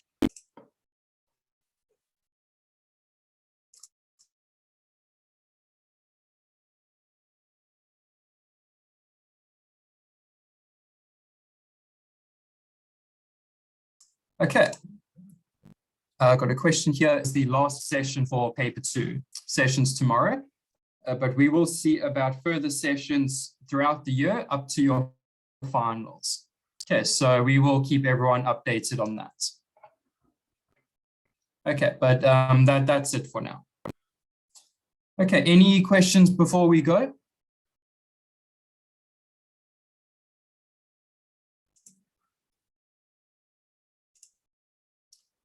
Okay, cool. Thanks so much for joining us. I hope you got something out of this. And please do email us if you have any problems, and then check those videos and PDFs later on.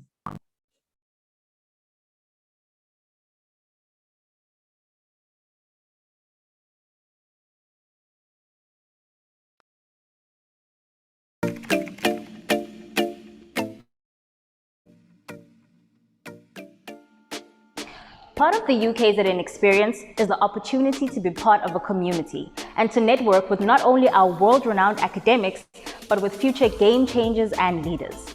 They do say that the extent of one's success can be attributed to those they rub shoulders with.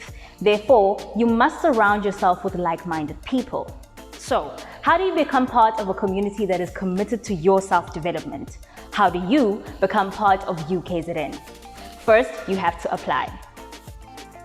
All applications for undergraduate studies at UKZN are processed through the Central Applications Office, CAO. This is for both your course and student residence application. The application process is as follows.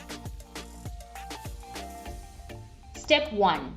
Consult the CAO handbook. This handbook provides a list of all qualifications available at UKZN.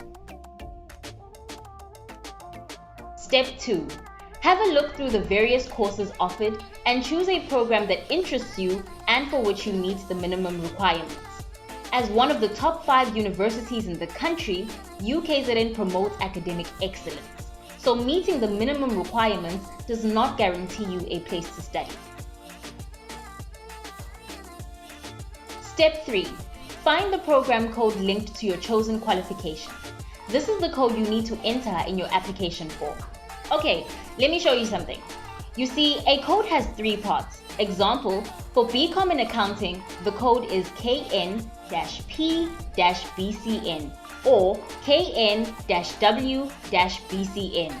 Crazy code, right? Well, basically, the KN stands for UKZN, the middle part stands for the campus of your choice, P for Pietermaritzburg, W for Westville.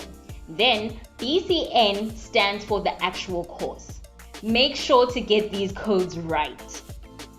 Step 4. Use this program code when completing your CAO form, which is available from the CAO website. Your application will be sent to UKZN. You can always check the status of your application using your CAO number, ID number, or passport number on this website, www.caocheck.ukzn.ac.za. For more information, visit www.cao.ac.za. It's that easy. Pay close attention to closing dates for qualifications. For example, MBCHB closes on the 30th of June, whilst other undergraduate programs close on the 30th of September. What are you waiting for? Apply now and shape your future today.